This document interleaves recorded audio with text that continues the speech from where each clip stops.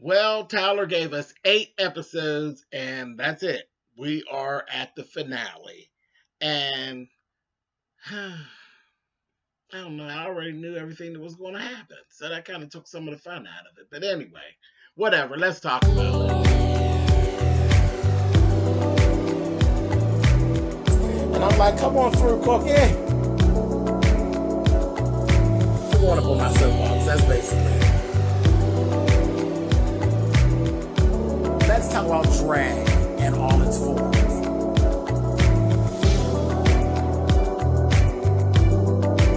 What,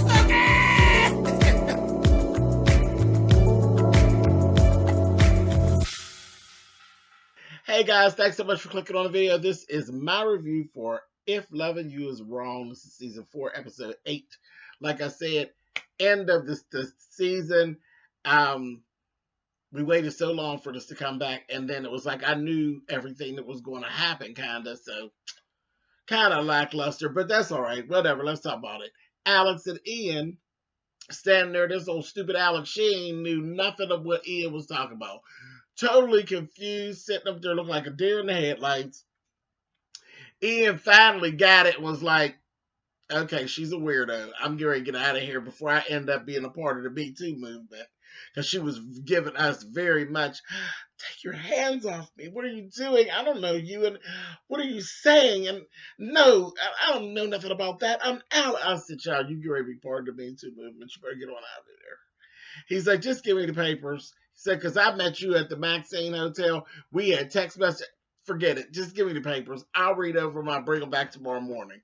He got on out of there. Smart move. Anyway, move on. Eddie and Lucian the very next morning. Eddie going to bring Lucian a cup of coffee, just like Lucian was going to drink. And Lucian said, "What that shit, Eddie?" And he's going on. He said, "I had a question for you, Lulu.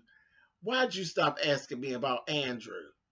And he's like, "Why was I going to keep on asking you about Andrew? You ain't say nothing different." "No, why'd you stop asking me about Andrew?" He says, "Okay, go on now for a whoop your ass." I said, "Okay." So he said, "I'll ask you a question. Where's Andrew?" And he's like, "Stop playing. You know you're the FBI and I'm DEA, so we need to stop playing these guys." So here we go again. So he's like, "Look, I ain't interested in the games you're playing. Eddie, get on away from me before I hurt you." He ends up going on. He gonna say, "I bought you that coffee." He gonna say, "Oh yeah, thanks so much." Took it and threw it right in the garbage. He gonna say, "That was $4.99 that I spent." He was like, "Thanks." Fuck out of here. So I just laughed at that. Then Rick comes in. Rick got this folder. He got 9 other names of women that Travis has done the same stalking mess that he was doing to Kelly. So it's like, okay, cool, no problem. Then Rick goes from there. He goes on down. It was exactly like I said. See, Tyler, I said I wasn't going to be ratting you and telling you you owe me a check. But I want me a little siphon or something. You send me a little something. Just send me something. Because you just got all my stuff in there. He then went down to the cell and took Kelly some pudding. I said, "Rick, now you being corny. You think you going to take her some pudding and then when she get out, you going to get you some pudding?" "You will, because Kelly like that. She's like that. A mess." He took her a little pudding and she had the nerve to start flirting back with her. And she standing there holding on to the bars. He going to rub on her finger. I said, cute ass Rick. Okay. All right, Rick. So I called that. Rick's liking Kelly. Moving on. Alex and Brad. Brad done called Alex and told her, "Did you get them papers signed? Because I'm coming by there today to pick those papers up." So they go back and forth. She gets to asking him some dumb stuff and then tells him the baby is not Randall's. You need to do the test again or contact your parents and see if there's somebody. He said, "There ain't no damn black ass people in my goddamn family, and you bitch, don't you dare, honey." I said, well, maybe because Dr. Ross has said sometimes it skips a generation. They say ain't skipped around that much. We ain't got no goddamn blacks. I said, okay. You get that? Did you get it all? They ain't got no blacks. Damn it. I said, Lord. And she just said, and he asked her, he says, have you lost your mind? Are you crazy? So, are you just finding that out? You just figuring it out? She ain't got good sense. She ain't got good sense at all. He hung up that phone on her. Marcy, he told Marcy, she talking about Randall ain't the baby's dad. She's an idiot. I was like, okay. So then we got Ian shows up at the door right before she leaves to go to that meeting with Dr. Ralston down at the hospital. And Ian read over everything. He's like, well, just, you know, you could get more. He's really not giving you anything. He's giving you the house, 50% custody of the two children. He only wants 50% custody of two of the kids. He's only giving you child support for two of the children, and he should be giving you child support for all three. But see, Ian don't know about the little black baby. Okay? He just thinks she got three kids. He ain't seen the little dark skinned one, honey. I said, especially when it's yours any old way. But anyway, he ain't supposed to owe because you going to owe, buddy. You keep hanging around. Moving on from there. She's like, no, everything's fine. She ain't even got no explanation. Next, we see Natalie and Jared. She runs into Jared, and Natalie, their big mouth, tells him about Randall looking through the window with the binoculars. He was so calm. He was like, oh, okay, really? No, I can't close the window. She likes the sun, the light, the actual natural light to come in the windows. So, no, I can't close the windows. And she said, well, maybe I can get Lucian to talk to him because, you know, people talk to him and it don't do no good. Maybe I'll get Lucian to talk to him. He going to say, no, let me talk to him. And he was so calm that it was kind of scary. I said, so we get the different little saying that Jared. I said, okay. He says, yeah. And then it was kind of sexy, too. Don't judge me. I was like, oh, you looking better than me all the time. Okay, cool, no problem. So he ends up going on home. He says to Tonya, you know, whatever, how's everything going? She's having a good day. She in there painting. She painting. And having a look over what she painting. Baby, she just sat there and did a whole portrait of Randall's naked behind in the window. And he's like, wait a minute, hold on. What is this? And then she told him this story. Oh, this is a guy. He's just looking out the window, this, that, and the other. And he's like, what are you looking at? Oh, the girl across the street. And he's like, did this really happen? She's like, no.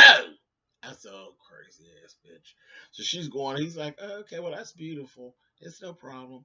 He told her, he says, she said, you want me to heat up your dinner? She said, yeah, go heat it up. You go heat that bitch. I'll be right back. I can get something out the car. He went across that damn street and he took a can of spray paint with him. Broke into the house through the back door, kicked that door right in. Just bam. Well, you know he's a fireman. He kicked that door right in, went up in there, baby, spray painted the wall, and it said, bitch, next time I burn this mother down. Broke all the glass tables, tore Randall's house upstairs and downstairs. He tore that house down. I said, nutball. Absolute, and didn't even break a sweat. He crazy as she is. I knew there was something going on with him. He went on out of there. Down to the hospital meeting. They go ahead, clear everything up. Randall's there with Larry.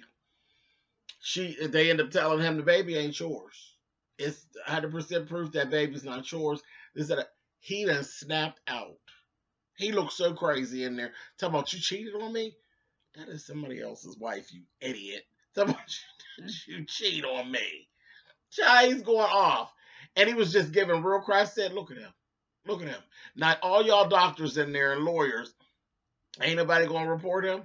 The psychiatrists that act like that, ain't nobody going to report him. Somebody give me the phone because I'll report that bastard. He crazy as hell. You going to do this to me? To me! I said, somebody better get him, honey. And Alex sitting over there looking. I said, stupid Larry is getting his ass out of there. A mess. Then we got Esperanza calling Eddie. And she had talked to Larry too, because she's going to file this order to take custody off of Eddie. So she's like, just going on, and she's like, Eddie's gonna go off. He's really gonna snap out this, that, and the other.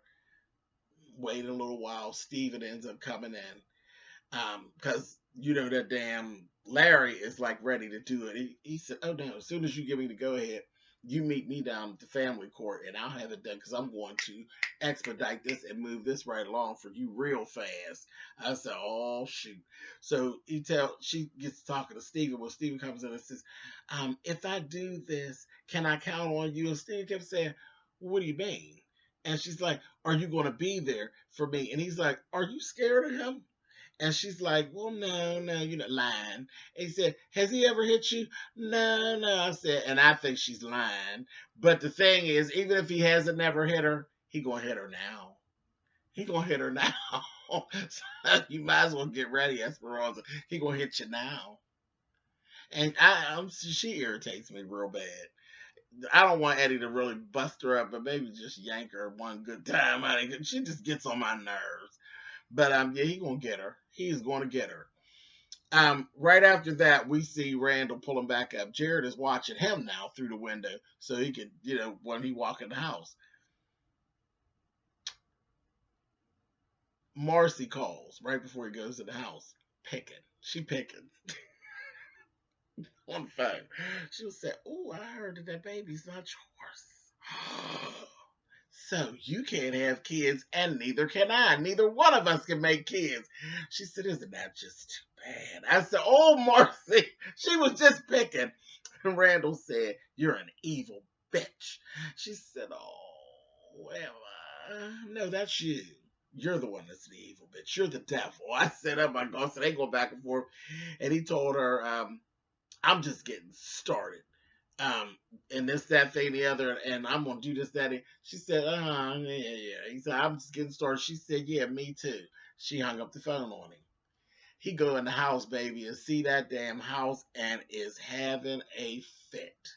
And thought that and it did, the way everything played, it looked like he think Marcy did it. And here it is. Psycho Mary and Psycho Billy across the street is the one that got you. I fell out laughing. I said, "This is a mess." So that's where that cut out at.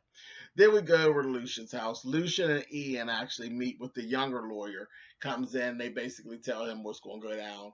"We're going to give you everything you need. You're going to roll into the DA. You're going to throw it down on her desk, and you're going to convince her to drop all the charges on Kelly. And when you do this, it's going to make your career." So it was like, "Okay, well, can I do this?" They're like, "Don't worry. You can do this, and you will do this." I was like, "All right, cool." So he ends up going out and leaving. As he's leaving, here come Brad, Alex, and the lawyer. So they go through their little thing. They have this stare off that was in Tyler Perry fashion for 15 minutes, and Alex goes ahead and signs the papers. It's like, okay, cool. So then, she's all breaking down, get ready to start crying and carrying on. And Brad told her, he said, right before that, Natalie actually had told Ian that the baby, what, ran, no, I'm sorry, back up. Before that, Larry actually had slipped up and told him that Alex actually had a baby by Randall. So now he knows that it's this black baby. So they leave. Alex ends up leaving. She said, "I'm going in," and Natalie says, "I'm going to come over. I'm going to check on you later on." She said, "Okay, thank you." She leaves out. Ian tells them, "Everything cool. All right, y'all, I'm going home." He runs out the door. He runs down the street, catches up with Alex, and they get to going back and forth. He's going to say, "How many men did you sleep with?" Now she's playing, "I beg your pardon? You don't even know me like that to be asking me a question." Baby, he flipped that phone up and was like, "I do know you. You sent me these messages. This is you. You told me your name was Jennifer Pepper." Remember Pepper? Y'all remember Pepper? And I said, and it just hit me, Jennifer Pepper. I said, "Was that like some code for that you wanted black pain, honey?" I said, "You dirty bitch. You a hot mess down to the damn internet. Now you don't remember nothing. I said, you was in there looking for a BBC. Nasty. A mess. You got it too. And that's what Ian said. Is there a chance that that baby is mine? And then it cut off. I said, we really could have did all this last week. We didn't have to have all these scenes. Each cliffhanger could have actually been done last week. But it was cool. It was all right. So now we got to wait. Hopefully we won't wait a whole year before it comes back. But we'll see. All right, you guys. Later.